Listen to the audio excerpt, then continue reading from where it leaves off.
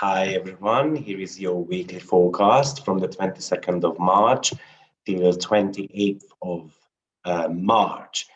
Now, I'm hoping I'm not going to be coughing through the entire presentation of this week because I have managed to catch a bit of flu. So, but I'm getting a lot better, so that's why I'm a little bit late with this video. But it's okay because we've got so much to cover. There is so much going on this week. You're going to have Mars and Mercury square. You're going to have a grand trine going on. You have conjunctions going on. You've got a new asteroid, which I would like to introduce to you. And not to mention, we also have got the full moon. So stay till the end because I feel like you're going to be taking away plenty of knowledge today. And by the way, speaking about knowledge, if you are interested in stelliums, because this month is all about stellium and the next one as well, then I am having a webinar on how to work with stelliums, how to break it down, what does a stellium mean in each sign and houses, and what happens when it gets transited. I've already prepared the slides and I'm already at 80 slides, so you can take a loads of information away. But that was the self-promotion part. Oh, and don't forget to press like and share the video and all those lovely things so I can grow the channel. So let's get started with this week. And the week is kicking off with Mars and Mercury square. And that's going to be happening on 11 degrees of Pisces to 11 degrees of Gemini. Now, this is quite short-term energy, actually. So let's not forget that Mercury was in retrograde motion, and he has just started picking up its movement. So this is getting a little bit faster, and obviously Mars this time around energizes that Mercury. It's like Mars telling Mercury that hurry up, be quicker. So this is quite a nitty-gritty aspect. It could show frustration and possible arguments as well. And the nitty-grittiness is coming from the fact that Mercury is all about collecting data and analyzing things. So therefore, because it's a square, which is talking about tension, we can have disagreements with others. Tension can be building up till the 23rd of March from now on. So you're going to have to be a little bit patient. You might be saying something which you regret later on. Mars is the planet of anger. So there could be an outburst of anger, and you can actually hurt others easily. We can be very impatient as well, as we want to be moving ahead, but you seem to be like hitting roadblocks all the time. And therefore, it could cause mental anxieties, and you worry a lot about the projects, what you want to be getting on with. Now, it's all about trying to turn off your brain, and you can't. So your brain is running 24/7. So especially this day could be quite sleepless. Let's not forget that it's a strong Piscean energy, what is going on. So what you should be doing is something to do with breath work, or even physical exercise could help to calm down your mind so you get tired and then you can sleep. Um, um, this could be also a frustration because some of your scheduled appointments need to be postponed. So maybe because of the COVID cases are rising, or just there is a traffic going on and then you miss an appointment, very possible. So you might not want to be scheduling very important meetings on this day. There could be also plenty of debate going on social media. So we're going to have to be aware of that. And that could cause some type of agitation within yourself. So the best is not to take part in those debates.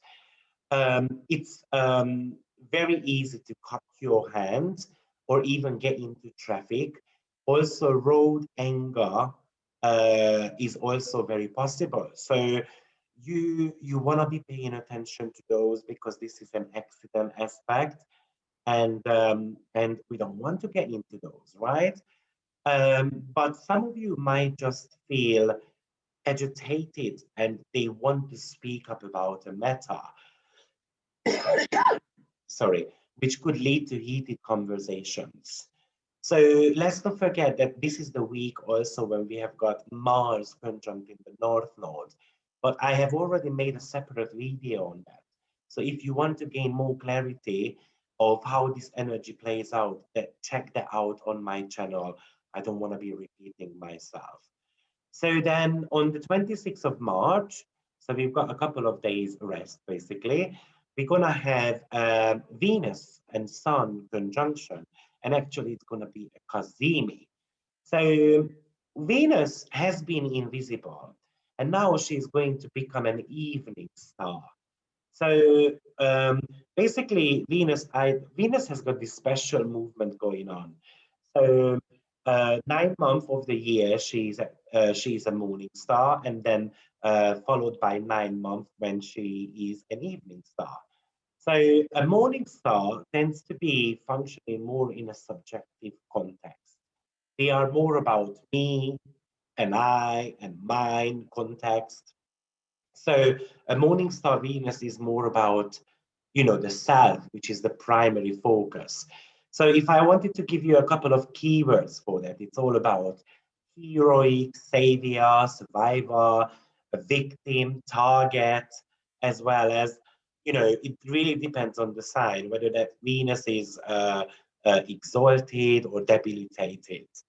So, and when it comes to Venus being a morning star, then you should know that Venus goes retrograde 5 times in 8 years' time, and her path is like a flower. So she is spending 225 days around the sun. She is associated with number 5, and every fifth conjunction takes place around the same zodiacal degree. So she really has a very special movement going on. She only goes retrograde in 5 signs. So this number 5 is quite interesting, by the way, because Venus rules something to do with your 5 senses. So your sight, taste, hearing, smell, and touch. So Venus is all about the evaluation of beauty, our dislikes, and things which we like. By the way, it does rule the color white, which is all about pure energy. So Venus likes getting purified as well. So very, very interesting. Now, usually Venus tends to be invisible when it's about 10 degrees away from the sun. And then once it has managed to go away from the sun by 10 degrees, then it becomes visible. So with Venus and Sun conjunction, basically the relationship is going to be on the spotlight. So this is going to be talking about togetherness and sharing joy and pleasure with others. As I said, Venus likes getting purified, and the Sun is actually, that's exactly what he does. So Venus is getting purified here. So meaning that, it's kind of a reset button in your relationship department. If you feel that something needs to be changed, maybe this is the day when you should do that. Venus is playing this bridge builder type of energy. So, meaning that it's very good to link people up, or it's very good to link up with your partner and then having a great conversation as well. Because that sun is going to be highlighting some of the issues as well you might be having in your relationship. Venus is your comfort zone. So Sun is kind of telling you that maybe it's time to get out of your comfort zone. Venus loves bringing people together. It likes to find points of common interest. So this is actually a good day with the sun when you can do some matchmaking or you can become a peacemaker. If there was some debate with some of your friends, maybe this is the time when you have to spill the tea, iron out some of the disputes. But also, Sun and Venus together could be bringing some type of unconventional relationship also. So this could be a day when you meet someone in an unconventional way as well. You know, Venus is the planet of self-worth. So the Sun is going to be highlighting the need that you need to love somehow yourself. So, Sun is warming anything up. So this time around, this Venus is a little bit coldish and sluggish. So it might take a little bit of a time to warm up to people and reveal your emotions slowly and deliberately. But actually, Venus wants you to heat up your emotions a little bit, to heat up your self-worth and the way you express love towards others. So this is the day actually or energy when you want to know what you are getting yourself into before getting swept away. You may process feelings internally or you're trying to work them out in your head as well. This is the day when you might start actually getting over a heartbreak, which you might have been obsessing about, because the sun is trying to highlight the fact that it is time to move on. So if you don't feel loved or appreciated or valued, then that sun is actually again highlighting this for you, that this is actually an issue, even if you have swept it under the carpet. We should not forget that we are talking about Piscean energies, which is all about escapism. So we don't want to be seeing the problem. Um, Venus sometimes feel insecure with the sun of expressing affection because sun is all about self expression. It's all about um, basically saying out loud what's pressing your heart. So this is an issue, especially if you feel disrespected or not appreciated or not loved, then the sun wants you to focus on that. Now, Venus also represents money. So because this is a burning aspect, the Kazimi is only going to be lasting for a short period of time. So most of it is actually combustion, which is all about the sun is burning. So this could be a day when we might be losing money, or you're going to have to pay out a bigger expenditure.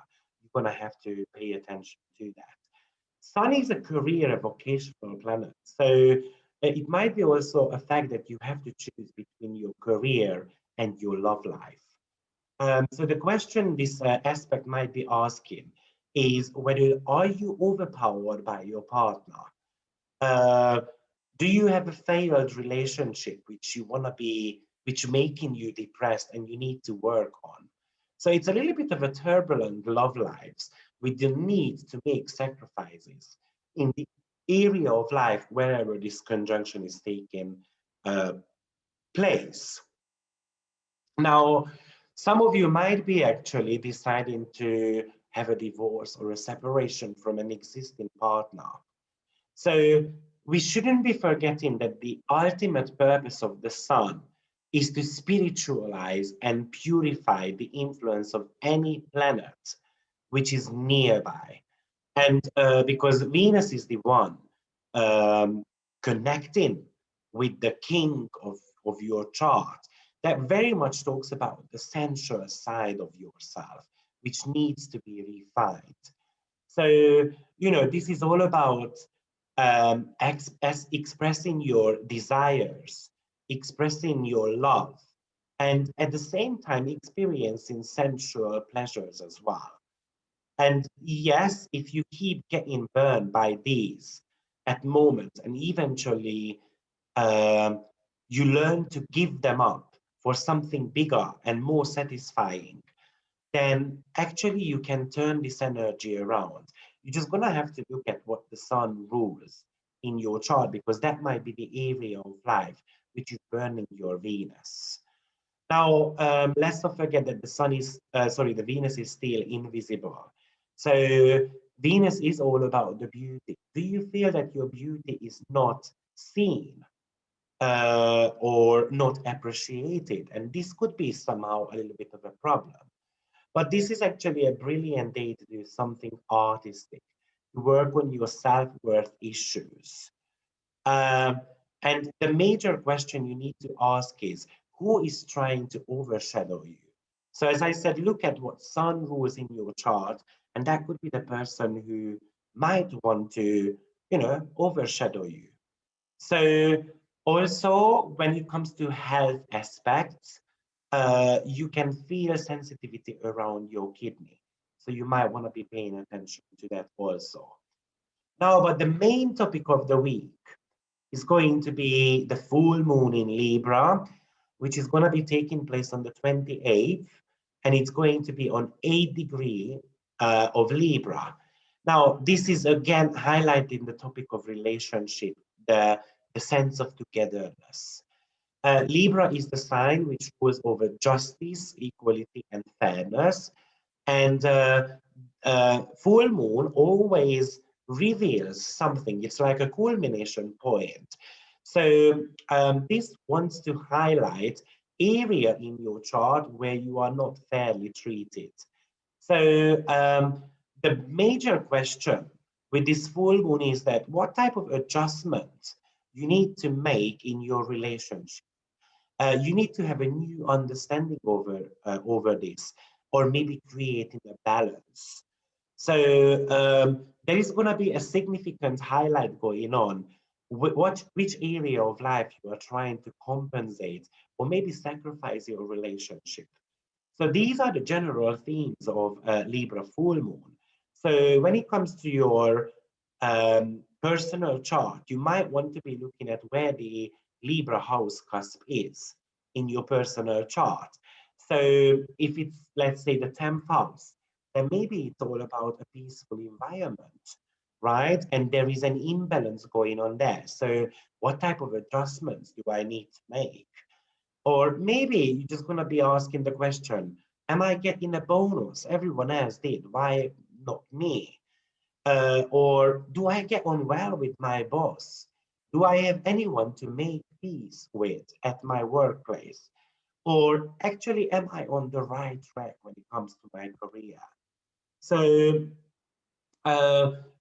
this Aries and Libra energy, so Libra moon and Aries sun, which are opposing each other because we're talking about the full moon. This really talks about me versus us, I versus you. So the main question is that should I need to prioritize the relationship and then laying it in a new foundation, or should I need to focus on my own needs? And somehow we're going to have to bring balance between the self and other. So what do I need to sort out to gain balance back into my life? Maybe it's a conversation with someone which has been building up for a while. And that is exactly what that Libra full moon is going to be laying the spotlight on, especially if it happens in your third and ninth house axis. Let's not forget, we also have got Mercury conjunct Neptune. So this is going to be the third planet this month connecting Neptune after the Venus and Sun. And that's going to be taking place on 29th of March on 21st degree of Pisces. So, this is all about inspiration and forgetting things, as well as somehow forgiving something to others.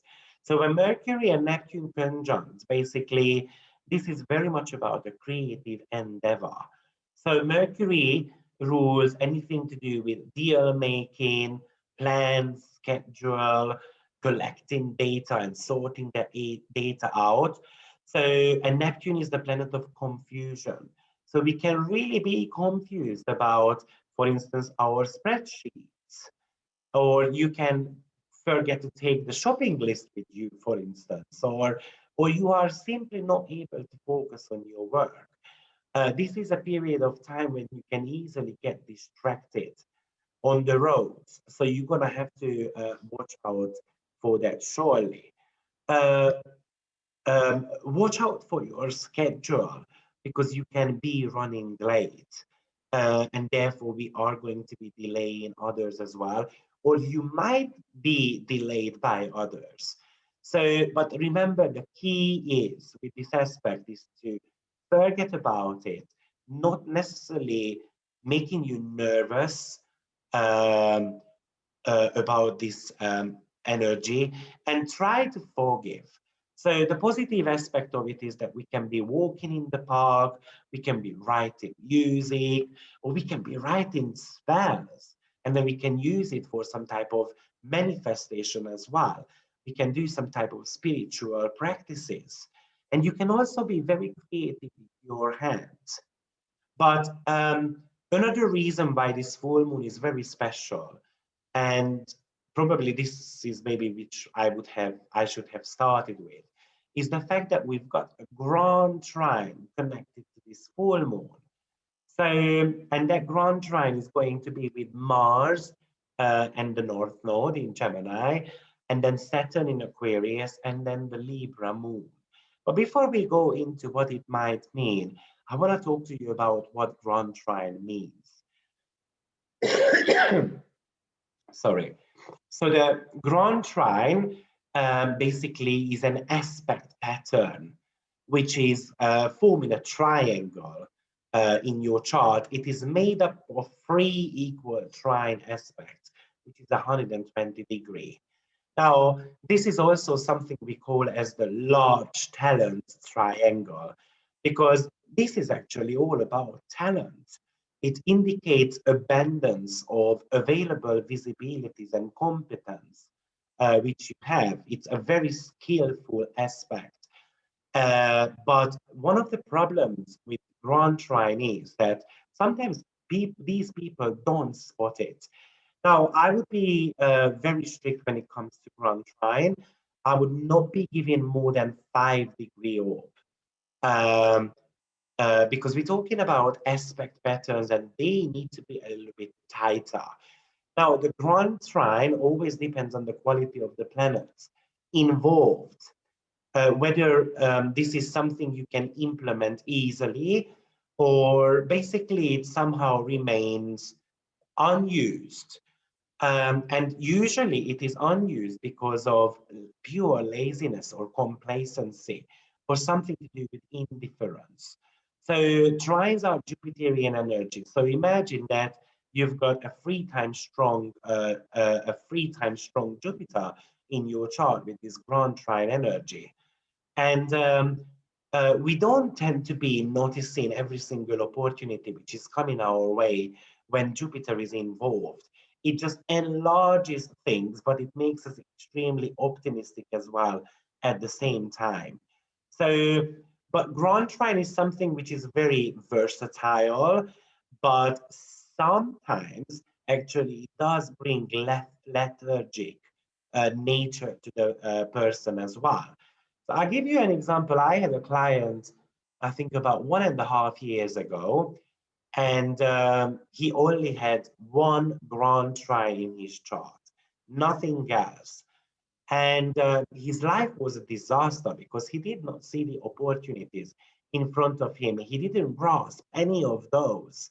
So when you have got a grand trine, it is all about spotting that talent and then going after it. In many cases, people who have got grand trine, they are quite proud. And because grand trine is all about Jupiter, Jupiter is all about benefactors in your life. You're going to have to accept the help as well when it comes your way. And that's how you're going to be expanding and growing as well. And I've also noticed that people having grand trine, they might look down on others. Now, it's not necessarily true for everyone, so don't think that for a minute. But especially when there are malefic planets involved, Saturn, Mars, or even some of those outer planets, then this could be one of those issues why the opportunities are not rising up for you. So as I said, this grand trine is made up with Saturn and Mars north node energy plus the moon in Libra. So now, one of the major part of this is the Saturn and the Mars trine. So I want to be talking about that for you a little bit. So Saturn is actually in a superior position. And the reason being is because it is in rulership. So it is Mars who is getting expressed with the Saturnian energy. Saturn is the one who is kind of modifying the Marsian heat. So Mars is a hot and dry planet, and Saturn is a cold and dry planet. So what Saturn does, it actually cools that hot-headedness of Mars down a little bit. And as I said, Trine is a Jupiterian energy. So basically, it's like a Saturn, Jupiter, and Mars combination going on in the sky at the moment. And Saturn is kind of lending a supportive energy to Mars. Now, bear in mind, both planets are malefic. And even if it's a trine, which is all about opportunity, it can enhance some malicious type of energy as well. But I'm going to come on to that in a short second. So what is Mars? Mars is the god of war, and Saturn is the god of contraction. It's a conservative energy. But these two together, I usually call it as a long distance runner. So this is a very productive aspect. It talks about discipline and hard work, which can pay off eventually. Let's not forget that nothing gets done if you don't have Saturn and Mars energy in your chart. So Saturn is all about seeing the light at the end of the tunnel, and Mars is pushing you forward to jump over those hurdles and obstacles right in front of you. So these two together really talks about the dedication and the motivation you must have in order for you to gain success. And being able to run that marathon. Saturn wants to put structure in place, and Mars is pushing you. So this could be a day actually, if it's about business opportunities, and maybe some of the or something to do with the workplace, when people want to be pushing some rules through. But this could also be a period when the government wants to implement some type of rules, which in the long run, we're going to be benefiting from, in my opinion, with a trine though. But at the beginning, it might be something which is causing us some frustration. The frustration is because imagine that you are running that marathon. And you know, the first maybe 10 kilometers is going to be okay. But when it comes to the last couple of miles, actually, those are the hardest bits. So this is an aspect which is actually testing your patience. And it is a demanding and depressing situation, which could be occurring. But in the long run, this could be something which we benefit from. So because it's a trine aspect. Trine is an easy flow of energy, so it's something which we can handle though. So and usually I say that Mars is also connected to your survival instincts. So in a long run, this is something which is for your survival.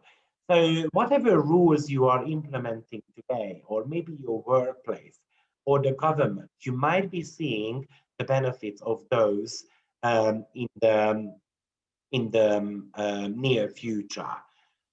This is an aspect when things might not be that optimistic and positive looking at the beginning, but basically this is when you're going to have to pull through and maybe pushing the gas pedal in the very last miles so that you can gain something out of it. This is quite of a heroic type of aspect. So Saturn gives you the resources and the stamina, and Mars can become the hero once it utilizes those. So these two have to work together. Now, this aspect has got a little bit of a malefic side to it as well, or a darker side. And imagine that you are running that marathon. You know, your aim is to win. So therefore, we can become a little bit malicious. We can be vain about our self-interests. So this could be an aspect which is all about winning at all costs, because the stakes are high. And, you know, this is also something about when you are so close to something and then you need that last push and you don't really care about who you step in over anymore, because you want to get to the end of it. So it could be an aspect which is talking about the end of a project, and you might need to be working 24 hours in a row, but it's going to be paying off. It might be a little bit painful on the 22nd hour, but just hold up, get the very last minute of your energy, and you can get that done. You're just gonna have to believe it. Now, and also because these are happening in air signs, which are all about mental energy. So you need to remember that your mind is the one which is going to be, can be playing, you know, can be holding you back basically, because your mind can kind of cause some type of heavy feeling, or somehow the burden of impatience which you create in your mind could be a blockage for you. So this is more like the negative side of that Saturn and Mars energy in the sky. So as I said, Mars is a hot planet, and then Saturn is going to be cooling that down. So Mars becomes a little bit more strategic and more calculated and speculative here. So you can also, for instance, if you want to be doing some type of training, actually this is a perfect day to start, because you can become like a machine. And in the end, you can get that great sense of honor out of it, or the appreciation. Or maybe this is the day if you are, let's say, a professional runner, then this could be the day when you are doing your best time ever. So, but because of the air element, this is all about mental accomplishment as well at the same time. I usually call also the Saturn and the Mars energy like a pressure cooker type of energy. So, you know, high pressure, and then it's basically cooking your food, right? So, and that's why we're gonna have to be a little bit careful with this Saturn-Mars trine. Even if it's Mars, the pressure can be building up. And then if you don't take that lid off at the right time, actually it can burn you as well.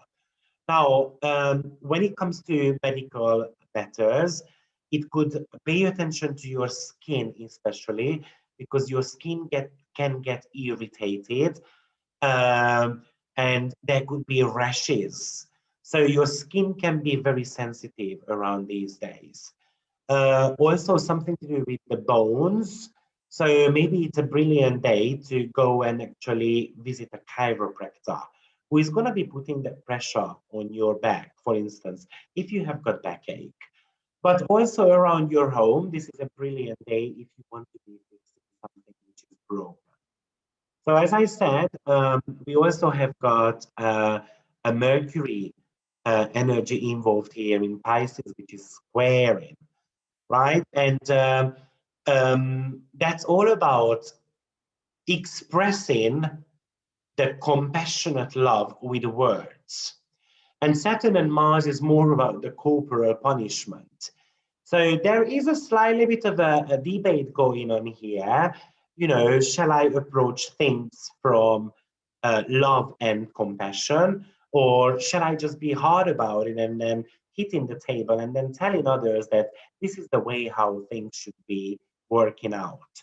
So I feel like because the full moon energy is all about making compromise, right? But at the same time being forceful as well. So I feel like we're gonna have to bring the two energy together. Now, another thing which came to my mind, by the way, about this Saturn and Mars energy is that you can easily feel that you are unstoppable. And especially pay attention to how you step, for instance, because Saturn is so much associated with your bones. You can easily have one of your parts of the body broken. And these two energies are in air signs, which is telling you that you have to be smart about it. So as I said, this full moon has got loads of aspects going on. So, you know, we've got this grand trine, but also we've got Venus and Chiron tightly opposing this moon, while Ceres makes kind of a loser opposition as well. So, you know, and these planets are very much highlighting the themes of healing and shadow work, but something to do with abundance as well, and the abundance of the soul also. And these energies also have got a fixed star involved as well, which is called Salacia. Salacia is conjunct in Venus right now as we speak. Now, Salacia, if you don't know how to look it up, basically go on astro.com, and it's in and its number in the additional object section is 120347. If you want to be looking at where Salacia was at the moment of your birth. But a little bit of just a couple of facts about what Salacia is. So Salacia is a sea nymph, and she is known as the goddess of the salt water, who became the wife of the Roman god of the sea called Neptune.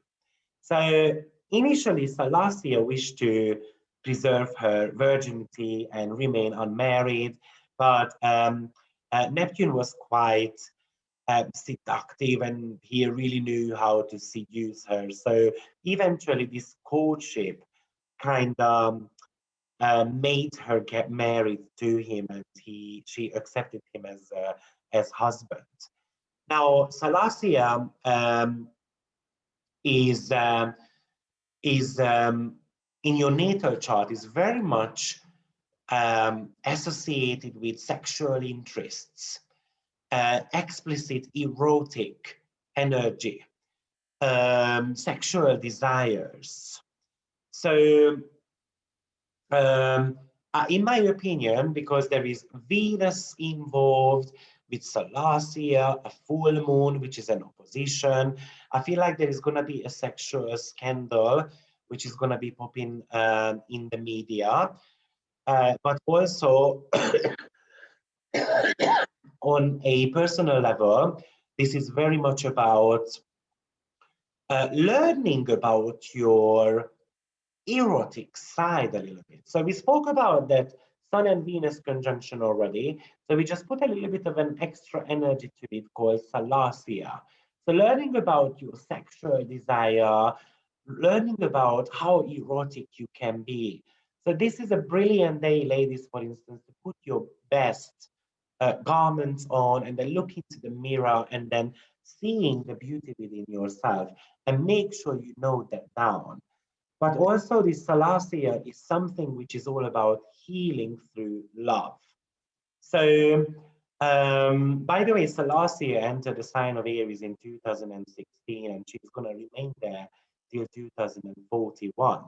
And she was followed by Chiron in 2018.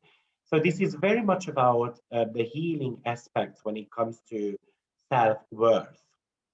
So, as I mentioned, Venus is playing such an important role here because it's ruling the full moon, right? And Libra is the fairness, the social justice, because Libra is it is represented by the the scale of justice. So another sign which is very much associated with justice is Sagittarius, because that's all about bringing the truth onto the surface. So, and you know what's interesting about this is that Jupiter, which is ruling Sagittarius, right? Not sorry, not Jupiter, sorry. The South Node, which has been in the sign of Sagittarius already, and the South Node talks about the collective past. So now the ruler of it, Jupiter, which is in the sign of Aquarius, talks about human rights and freedom. So I feel like there is going to be new legislation being pushed through, or something to do with kind of the social justice.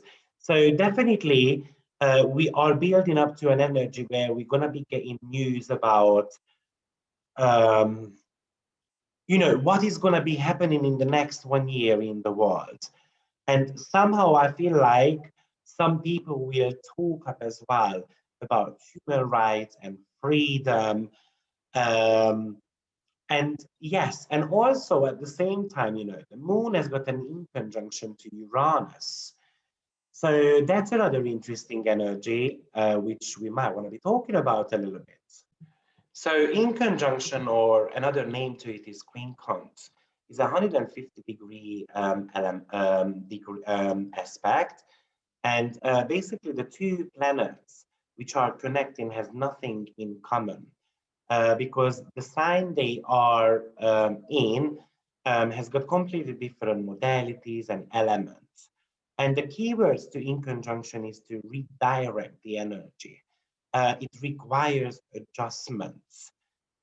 Usually it is something to do with psychological problems or childhood traumas, some type of behavior which we're going to have to be letting go of.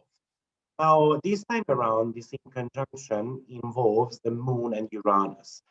So Uranus in conjunction is the strong sense of individuality.